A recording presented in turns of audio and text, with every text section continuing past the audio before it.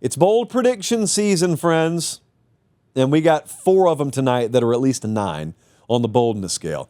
First up, from Los Angeles, California, as Steve Austin would say, USC wins the Big Ten. Well, that's a 9. That's a 9 on the boldness scale. It's not impossible. USC has the 5th best odds to win the Big Ten. It's not impossible. Okay? If they have a lot of close games and they just win them this year, that's how easy it is. It rolled off the tongue so easily, but I know it's a lot tougher in real life. Imagine how thin the air gets in November. If USC gets to that Nebraska game, they got a trip to Nebraska. Let's say they were to beat Michigan and Notre Dame, and they're undefeated going into Nebraska, and they got a bye week before they go in there. That week, November 1st on, you know how long November would be? Nothing but conference games. You know how long November would be, and they got a trip to Oregon the second to last week of the year. Nobody associated with that program has done it at this point. Lincoln's done it, but like a lot of the other folks, they haven't felt it. So once they get on the tightrope, can they walk it all the way across? That's tough to do. They got to win. They got to go to Indy and win the game too, by the way. So that's a 9. Next up, this would cause great consternation. Nate from St. Clairsville, Ohio, says he's a Longhorn in the heart of Buckeye country. His prediction, Arch Manning accounts for 4+ touchdowns in week 1. Texas beats Ohio State, my bad, by 21+. Give me a 9.75 on this. Now, nobody goes into Columbus, Ohio and does that by that margin.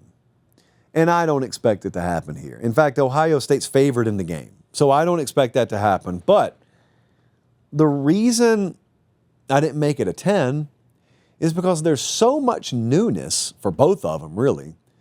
Either team winning by 3 touchdowns, which is just 3 plays, is not like out of this world crazy to me. It's very unlikely. Okay, but if you told me that Texas's pass rush just goes in there and creates a nightmare, and Julian Sayin and that pass offense, Brian Hartline calling plays for the first time, he just never gets in a rhythm, and Texas turns them over 3 times. Arch starts 3 different drives inside his 35-yard line. I could see that happening.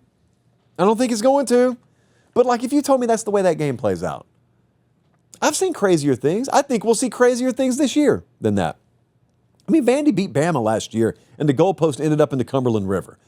So don't tell me crazy can't happen. Hey, quick timeout. Check and see if you're subscribed to the YouTube channel. If you're not, I humbly ask that you click subscribe. It's free. It doesn't sign you up for anything. What it does is it helps us keep this show free so we can just do college football year-round. All right, back to the clip.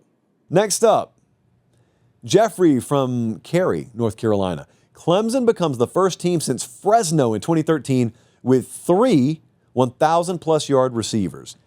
Okay, this is only a 9. And we've been talking about how ridiculously underwhelming Clemson's wide receiver room's been for a while, but not now. They got one of the best in the country now, so this almost certainly would be Antonio Williams, Bryant Wesco Jr., TJ Moore. Those have got to be your 3 1,000-yard receivers.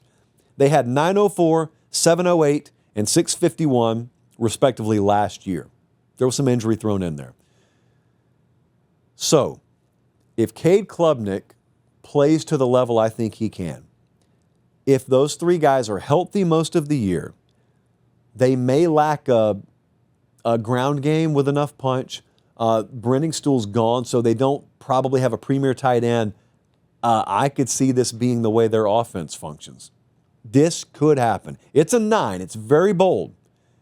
It's not impossible. So it's so refreshing to be able to think that about Clemson. And lastly, oh no, this is from Hot Springs, Arkansas. Great horse racing there. I was there in February. Great horse racing there. Arkansas pulls off 2 top 10 upsets. I'm going to put a 9.25 on this. Arkansas is sneaky enough to do this. I'm just wondering, well, who are the top 10 teams? So there are possibilities on here. Ole Miss in week 3.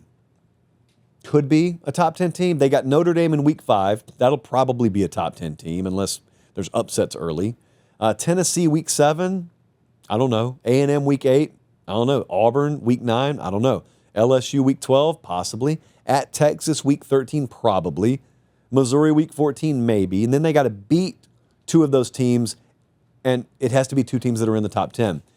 That's just hard to do, man. Also, Arkansas is questionable this year. So I'm going to put a 9.25 on that one because I love Trey Biddy as much as I do.